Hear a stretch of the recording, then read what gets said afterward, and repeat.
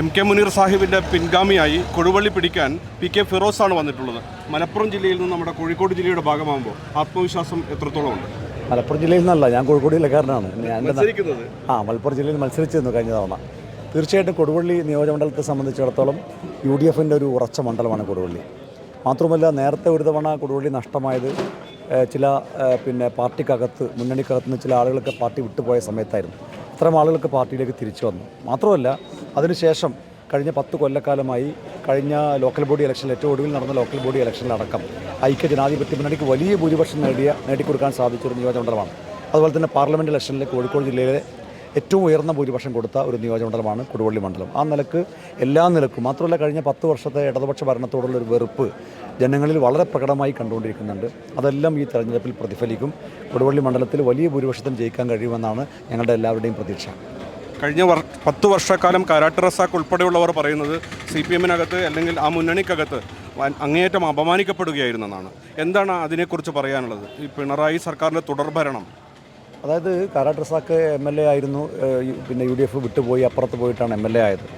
അദ്ദേഹത്തിന് വ്യക്തിപരമായ അപമാനമല്ല, കൊടുവള്ളി മണ്ഡലക്കാരെ അപമാനിക്കുന്നൊരു സമീപനമാണ് ഈ ഗവൺമെൻറ് സ്വീകരിച്ചത് എന്നുള്ളതാണ് അദ്ദേഹം വ്യക്തമായി പറഞ്ഞത്. കാരണം ഇടതുപക്ഷത്തിൻ്റെ MLA ആയിട്ട് പോലും കൊടുവള്ളി മണ്ഡലത്തോട് വലിയ അവഗണന കാണിച്ച ഒരു സർക്കാരാണ് LDF സർക്കാർ എന്ന് അദ്ദേഹം തുറന്നു പറഞ്ഞു. അത് നേതൃത്വം കൊടുത്തത് കോഴിക്കോട് ജില്ലയിലെ ഒരു മന്ത്രിയാണെന്നും അദ്ദേഹം തുറന്നു പറഞ്ഞു. കഴിഞ്ഞ 5 കൊല്ലവും സമാനമായ രീതിയിലാണ് ഡോക്ടർ MK മുനീർ MLA ആയിരുന്ന സമയത്ത് അദ്ദേഹം കേരള നിയമസഭയിൽ വലിയ രീതിയിൽ അദ്ദേഹം വൈകാരികമായി പ്രസംഗിക്കുന്നത് നമ്മളെല്ലാവരും കേട്ടു. അന്ന് ആദ്യമായിട്ടാണ് ഒരുപക്ഷെ അത്ര വൈകാരികമായി അദ്ദേഹം കേരള നിയമസഭയിൽ പോലും പ്രസംഗിച്ചത്. അത് അദ്ദേഹത്തിൻ്റെ വ്യക്തിപരമായ ആവശ്യങ്ങൾക്ക് വേണ്ടിയിട്ടല്ല, ഈ കൊടുവള്ളി മണ്ഡലത്തോട് കാണിക്കുന്ന ഒരു അവഗണന അത് കഴിഞ്ഞ 10 വർഷക്കാലമായി നിരന്തരമായി കൊടുവള്ളിക്കാർ കണ്ടുകൊണ്ടിരിക്കുന്നുണ്ട്. മാത്രമല്ല, SIR പോലെയുള്ള വലിയ വിഷയങ്ങൾ നടന്നുകൊണ്ടിരിക്കുന്ന ഒരു സമയത്താണ് കൊടുവള്ളി മുനിസിപ്പാലിറ്റിയിലെ 100 കണക്കിന് ആളുകളെ വോട്ടർ ലിസ്റ്റിൽ നിന്ന് പേര് വെട്ടിമാറ്റാൻ വേണ്ടിയുള്ള ശ്രമം നടത്തിയത്. കഴിഞ്ഞ ലോക്കൽ ബോഡി ഇലക്ഷനിലൊക്കെ അത് പ്രതിഫലിച്ചിരുന്നു. അപ്പോൾ ഇത്ര വലിയൊരു ഇവർ പറയുന്നു നേറ്റിവിറ്റി കാർഡ് മറ്റതൊക്കെ കൊണ്ടുവന്നതൊക്കെ ഒരു ഭാഗത്ത് പറയുമ്പോഴും വോട്ടർ ലിസ്റ്റിൽ നിന്ന് പേര് വെട്ടിമാറ്റാനടക്കം ശ്രമിച്ച് ആളുകളുടെ പൗരത്വം പോലും നഷ്ടപ്പെടുത്താൻ എന്ന രീതിയിൽ ഈ നാട് ഭരിക്കുന്ന സർക്കാർ ശ്രമിക്കുന്നു എന്ന് പറയുന്നത് ജനങ്ങളെ സംബന്ധിച്ചിടത്തോളം വലിയ ആശങ്ക ഉണ്ടാക്കിയിട്ടുണ്ട്. അപ്പോൾ ഏത് മേഖല എടുത്ത് പരിശോധിച്ചാലും ജനങ്ങളുടെ ഒരു വെറുപ്പ് വളരെ പ്രകടമാണ്. അത് അവർ ഈ തെരഞ്ഞെടുപ്പിൽ ഉപയോഗപ്പെടുത്തുന്നുള്ള കാര്യത്തിൽ ഒരു തർക്കവുമില്ല. UDFൻ്റെ പ്രകടന പത്രിക ഒരു ആത്മവിശ്വാസം നൽകുന്നുണ്ടോ അപ്പോൾ ജനങ്ങൾക്ക്? തീർച്ചയായിട്ടും. കാരണം ഇടതുപക്ഷത്തിൻ്റെ വാഗ്ദാനം പോലെയല്ല, UDF നൽകുന്ന വാഗ്ദാനങ്ങൾ നടപ്പിലാക്കും എന്നൊരു ആത്മവിശ്വാസമുണ്ട്. കാരണം ഒന്ന്, രാഹുൽ ഗാന്ധിയാണ് അത് പ്രഖ്യാപിച്ചത്.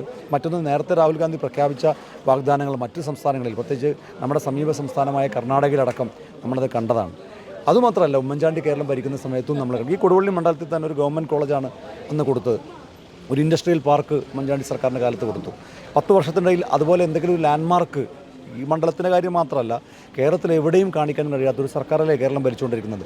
അപ്പോൾ പറയുന്നത് ചെയ്യുന്നവരാണ് UDF എന്നുള്ളൊരു ആത്മവിശ്വാസവും ജനങ്ങളെ സംബന്ധിച്ചിടത്തോളം ഉണ്ട്. അപ്പോൾ വികസനം ചെയ്യുന്ന, ജനങ്ങളെ കേൾക്കുന്ന ഒരു സർക്കാരാണ് UDF. അതുകൊണ്ട് ആ UDF ആണ് കേരളം ഭരിക്കേണ്ടത് എന്നുള്ളത് ജനങ്ങൾ തീരുമാനിച്ചിരിക്കുകയാണ്. കൊടുവള്ളിയിൽ പോളിംഗ് ബൂത്തിലെത്തുമ്പോൾ 1-ാം സ്ഥാനത്താണ് ചിഹ്നം കിടക്കുന്നത്. ഈ കൊടുവള്ളിയിലെ ചരിത്രത്തിലെ UDFൻ്റെ ഏറ്റവും വലിയ ഭൂരിപക്ഷം PK ഫിറോസിനാവുമോ? അല്ല, അങ്ങനെയാണ് നമ്മൾ ആഗ്രഹിക്കുന്നത്. ഏത് സ്ഥാനാർത്ഥിയും അങ്ങനെയല്ലേ ആഗ്രഹിക്കുക.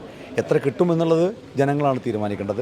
ജനങ്ങളോട് നമ്മൾ അഭ്യർത്ഥിക്കുകയാണ് ഏറ്റവും ഉയർന്ന ഭൂരിപക്ഷം നൽകണമെന്നുള്ളത്. അത് ജനങ്ങൾ തീരുമാനിക്കട്ടെ. പക്ഷേ ഞങ്ങൾക്ക് നല്ല ശുഭാപ്തി വിശ്വാസമുണ്ട് ജനം കൂടെ നിൽക്കുമെന്നുള്ളത്. വളരെ തന്ത്രപരമായ സമീപനമാണ് സഹപ്രവർത്തകരോട് സ്വീകരിക്കുന്നത്.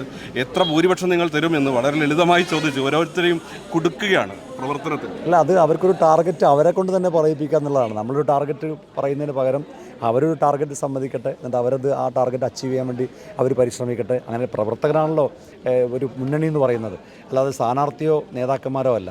ഈ UDFൻ്റെ ഏറ്റവും വലിയ ശക്തി എന്ന് പറയുന്നത് പ്രവർത്തകരാണ്. അവരാണ് ഞങ്ങളുടെ ബൂത്ത് തലങ്ങളിൽ പ്രവർത്തിച്ച് വോട്ടർമാരുമായി ആശയവിനിമയം നടത്തുന്നത്. അതുകൊണ്ട് അവരുടെ വാക്കുകളിൽ ഞങ്ങൾക്ക് നല്ല വിശ്വാസമുണ്ട്. വിശ്വാസത്തോടെ താങ്ക് യു.